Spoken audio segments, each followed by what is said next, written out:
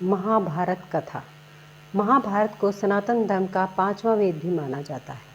महाभारत में कुल 1,10,000 श्लोक हैं। कहा जाता है कि महाभारत द्वापर युग की रचना है, जिस युग में भगवान श्री कृष्ण ने जन्म लिया था। इसलिए महाभारत को हिंदुओं के समस्त धार्मिक ग्रंथों में काफ़ी पवित्र माना जाता है। नारायण स्वरूप भगवान श्री कृष्ण, उनके सखा अर्जुन, देवी सरस्वती और भगवान व्यास जी को नमन करके असुरों पर विजय प्राप्त करने वाली महाभारत की कथा का अध्ययन प्रत्येक व्यक्ति को अवश्य करना चाहिए। इसलिए स्टबबोर्न चैनल प्रस्तुत करता है महाभारत की कथा। महर्षि वेदव्यास द्वारा रचित महाभारत में कुल 18 अध्याय हैं। प्रत्येक पर्व में श्लोक के माध्यम से महाभारत की कथा का संपूर्ण ज्ञान बताया गया है। महाभारत काल से जन्म में समस्त और वीर पुरुषों के पूर्व मुख्य रूप से गुरुवंश से संबंधित थे। महाभारत की कहानी की शुरुआत महाराजा शांतनु के राज्यकाल से होती है, जो कि राजा गुरु के वश में जन्मे महाराज शांतनु का विवाह गंगा माता से हुआ था, जिन्होंने विवाह से पहले महाराज शांतनु के समक्ष यह शर्त रखी थी कि वह उनसे तभी विवाह करेगी जब उन्हें वचन देगी कि महाराज शांतनु ने कभी किसी कार्य के लिए मना नहीं करेंगी। माता गंगा यह शर्त मानने के बाद महाराज शांतनु ने उनसे विवाह किया। महाराज शांतनु और माता गंगा के 8 बालक हुए। कहा जाता है कि माता गंगा प्रत्येक बच्चे के जन्म के बाद नदी में बहा दिया करती थी, जिसके पीछे की वजह बच्चों का पिछले जन्म में श्रापित होना था। लेकिन माता गंगा जब अपने 8वें पुत्र को नदी में बहाने जा रही थी, तभी शांतनु ने उसे रोक दिया और माता गंगा पर वही पुत्र चलकर देवव्रत मतलब भीष्म के पिता के नाम से जाना गया। कौरव और पांडव पितामह कहकर संबोधित करते थे। महाराज शांतनु के टोकने के बाद माता गंगा ने उन्हें बताया कि हमारे 8 पुत्र पिछले जन्म में वासु देवता के अवतार थे। वशिष्ठ ने उनकी गाय का हरण करने के लिए श्राप दिया था। ऐसे में अपने सभी बालकों को श्राप से मुक्त करने के लिए मैं उन्हें नदी में बहा दिया करती थी।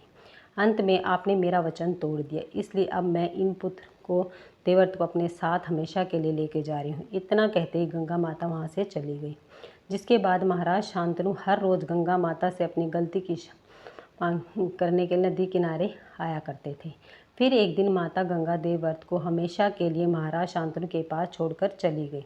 महाराज शांतनु ने अकेले ही भीष्म की परवरिश की और उन्हें एक महान योद्धा बनाते हैं। एक बार की बात है, महाराज शांतनु जंगल में शिकार करने गए तो वहाँ उनकी मुलाकात सत्यवती से होती है, जिनसे उन्हें प्रेम हो जाता है। महाराज शांतनु वह उसे तभी विवाह करेगी जब वह सत्यवती के पिता से उसका हाथ मांगने जाते। सत्यवती महाराज के आगे यह शर्त रख देती है कि वह उससे तभी विवाह करेगी जब भीष्म के स्थान पर उनके गर्भ से जन्मने वाले बच्चे को उत्तराधिकारी घोषित करेंगे। लेकिन महाराज शांतनु को यह बिल्कुल भी मंजूर नहीं था और वह सत्यवती की शर्त को नामंजूर कर वापस राजमहल आते हैं। फिर जब भीष्म को इस बात का पता चलता है तब अपने पिता के प्रेम की खातिर माता सत्यवती को आजीवन अविवाहित का वचन देते हैं और उन्हें भरोसा दिलाते हैं कि वह कभी राजगद्दी पर नहीं बैठेंगी, बल्कि मैं अपनी तब तक प्राण नहीं त्यागूंगा जब तक मुझे हस्तिनापुर को पूर्ण रूप से सुरक्षित नहीं कर देता। इसके बाद वह अपने पिता महाराज शांतनु और सत्यवती का विवाह करवा देते हैं। अपने पुत्र के इस बलिदान के बदले महाराज शांतनु भीष्म को इच्छा मृत्यु का वरदान देते हैं। इसके बाद महाराज शांतनु को पांडु और धृतराष्ट्र नामक 2 पुत्र व्यास जी की मदद से प्राप्त होते हैं। लेकिन इसी बीच महाराज दासी के साथ संबंध भी बनाते हैं, जिससे विदुर जैसे ज्ञानी पुत्र की प्राप्ति होती है। आगे चलकर हस्तिनापुर के राज के लिए महाराज पांडु के नाम की स्वीकृति दी गई। महाराज पांडु ने पुर की सीमाओं को चारों ओर से सुरक्षित कर लिया था। ऐसे कोई योद्धा नहीं जिसने महाराज पांडु ने जीता न हो। महाराज पांडु के ऐश्वर्य की चर्चा दूर दूर तक होने लगी। तब महाराज पांडु के लिए राज्य सूरसेन कुंती से विवाह का प्रस्ताव रखा। उधर भीष्म ने महाराज धृतराष्ट्र के लिए गांधार नरेश की पुत्री गांधारी का हाथ मांगा।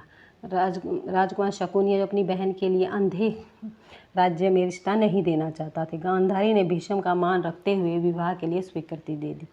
साथ ही महाराज के नेत्रहीनता के चलते उन्होंने अपनी आंखों पर भी सदा के लिए पट्टी बांध ली।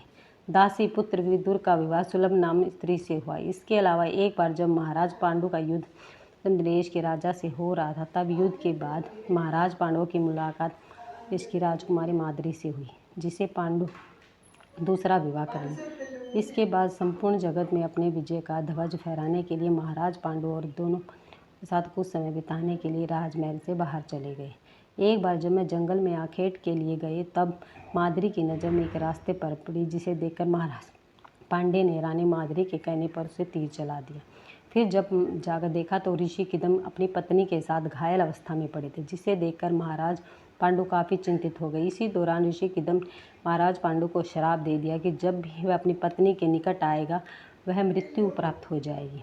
महाराज पांडु ऋषि के श्राप के कारण कभी अपनी पत्नियों के निकट नहीं गई। ऐसे में जब संतानोत्पत्ति की बात आई तो कुंती ने महाराज पांडु ऋषि दुर्वासा की सेवा करने पर उन्होंने मुझे देव पुत्र के जन्म का आशीर्वाद दिया था, यानी मैं जिस भी देवता का स्मरण करूंगी मुझे पुत्र रत्न की प्राप्ति होगी। इसी प्रकार जब रानी कुंती ने यम देवता का स्मरण किया तो युधिष्ठिर ने जन्म लिया, पवन देव के आशीर्वाद से भीम ने जन्म लिया और इंद्र के आशीर्वाद से अर्जुन ने। उधर रानी माद्री ने भी रानी कुंती से उनके पुत्र की उत्पन्न करने को कहा, जिस पर रानी कुंती ने अश्वनी देवता को याद करके नकुल और सहदेव को जन्म दिया। रानी कुंती और माद्री 5 पांडव पुत्र की देख एक बार जी महाराज पांडु ध्यान में लीन थे। जब मद्री विधि में स्नान करके नदी में लौट रही थी तो पांडु अपने आप को रोक नहीं पाए और माद्री को अपने से गले से लगा लिया। ऋषि किन्नद ने श्राप के चलते तुरंत मृत्यु हो गई। इसी दौरान स्वयं को दोषी मानते हुए रानी माद्री ने आत्मदाह किया। इसके बाद 5 पांडवों की प्रवेश अकेले ही कुंती ने की और जब हस्तिनापुर राजा को महाराज पांडु की मृत्यु का समाचार मिला तो भीष्म ने कुंती और 5 पांडु पुत्रों को राज में वापस बुला लिया। महाराज पांडु की मृत्यु के बाद महाराज धृतराष्ट्र को हस्तिनापुर का कार्यभार सौंप दिया गया। आपको बता दें कि जब पांडवों को जन्म हुआ था उसी वक्त महर्षि वेदव्यास की कहानी अनुसार महारानी गांधारी को 100 पुत्रों और 1 पुत्री दुशाला की प्राप्ति हुई। इसके अलावा महाराज धृतराष्ट्र से एक दासी के साथ अनैतिक संबंध के एक बालक ने जन्म दिया, जिसका नाम था युधिष्ठिर, जिस महाभारत का युद्ध पांडवों की ओर से लड़ा था। उधर राजमहल पहुंचते ही भीष्म ने कुल गुरु कृपाचार्य खेसरी को पांडव कौरवों के गुरु नियुक्त किया और वह अपने आश्रम में पांडवों और कौरवों को शिक्षा दिया करते थे और कुल गुरु कृपाचार्य राजमहल के मुख्य व्यक्ति भी थे। इसके चलते उनका अधिकतर समय राजमहल के कार्यों में व्यस्त रहता था। ऐसे में भीष्म ने गुरु द्रोणाचार्य को पांडवों और गुरु का गुरु नियुक्त किया। द्रोणाचार्य का विवाह कृपाचार्य की बहन से हुआ था। वह गुरु परशुराम के शिष्य थे और महान धनुर्धर भी थे। जहाँ एक और पांडव और कौरवों के शिक्षा चल रही थी तो दूसरी ओर विषय बना हुआ था कि हस्तिनापुर का युवराज कौन बनेगा। सही मायने में महाराज पांडु के ज्येष्ठ पुत्र युधिष्ठिर को मिलना चाहिए था, लेकिन महाराज धृतराष्ट्र के पुत्र दुर्योधन को बचपन से ही यही बताया गया था कि वह हस्तिनापुर का युवराज होगा। ऐसे में यह निश्चित किया गया कि जो राजकुमार आगे चलकर स्वयं को सिद्ध करेगा वही हस्तिनापुर की राजगद्दी को संभालेगा।